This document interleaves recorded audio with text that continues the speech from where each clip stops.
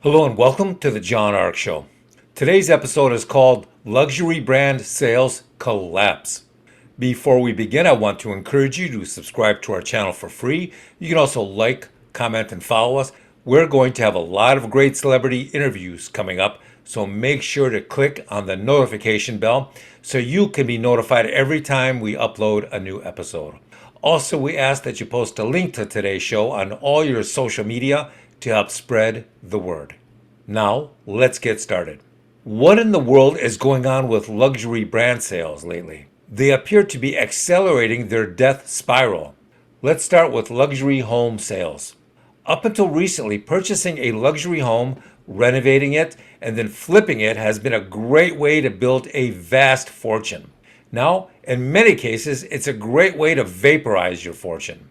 Look at the enormous price drops that so many celebrities have had to make to sell their homes for recently.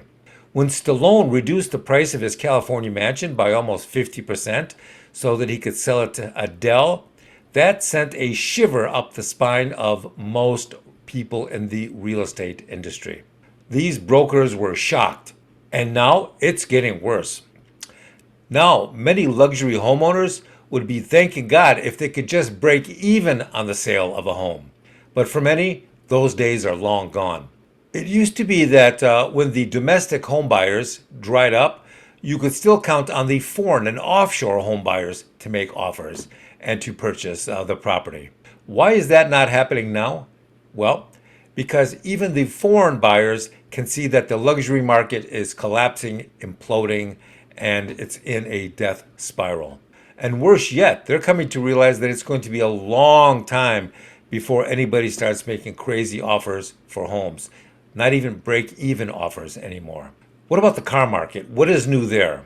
Well, used car prices are collapsing faster than ever. Banks are hiring more and more repo companies to repossess vehicles at a record rate, but they can't get rid of them afterwards. Some banks are sending their repossessed cars to the auto auctions 2, 3, 4, 5 times in a row, and they can't unload them. They can't get anywhere near their asking. It's getting almost impossible to sell relatively new cars or new cars at a decent price. If you watch car prices dropping on the used car sites, then you'll see how quickly they are in fact dropping. They've already dropped by at least 25%, and many experts believe they will drop by another 25 to 35% next year.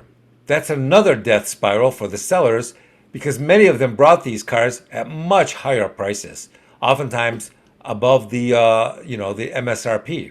Take a look at the vintage cars being sold on auto auctions now, and you'll see that many of the buyers are making offers that don't even meet the minimum reserve prices.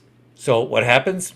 So they give up, but then the seller asks the auction house to contact the buyer to see if they can negotiate an off-market price, which means a below reserve price. Next, we have the luxury watch market.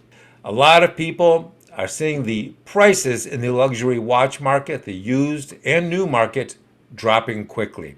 People are watching the fiasco taking place in this market as all these idiot luxury watch purchasers and collectors who thought they were going to get rich on some of these high dollar watches, now they're seeing that money go right down the toilet. Nobody's buying it anywhere near what they bought their stuff for. You know that famous luxury watch brand that these morons were paying $500,000 for recently? Most of these watches are being dumped on the market for 25 to 35% discounts, and the prices are still falling. It's getting ugly out there for watch collectors, people. Now, what about the wine market? How's that going?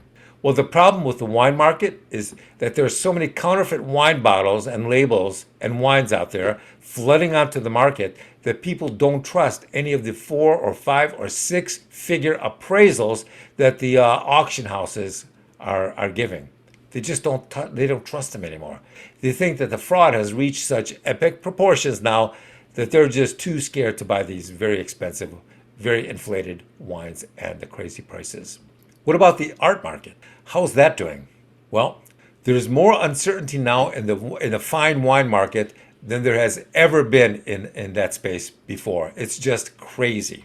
Here again, buyers are so disturbed by the fake and fraudulent appraisals telling them that a specific artwork they're interested in is worth $5 or $10 million, when in reality, it's just high-tech fraud. And the technology being used to create fraudulent art is better than ever. Because of that, a lot of the appraisers are getting out of the business. They can't guarantee their appraisals anymore. Insiders are claiming that buying super expensive fine art is essentially as risky now as buying a stolen car. It's a massive roll of the dice. And there's a big problem for sellers too, because even if you don't know that the art you're selling is fraudulent or counterfeit, you can still go to jail. How's that for trouble? Still want to invest in art? Good luck. Thank you for watching. I want to encourage you to subscribe to our channel for free. You can also like, comment, and follow us. We're going to have a lot of great celebrity interviews coming up, so make sure to click on that notification bell so you can be notified every time we put up a new show. Thank you, and we shall talk to you soon. Bye-bye.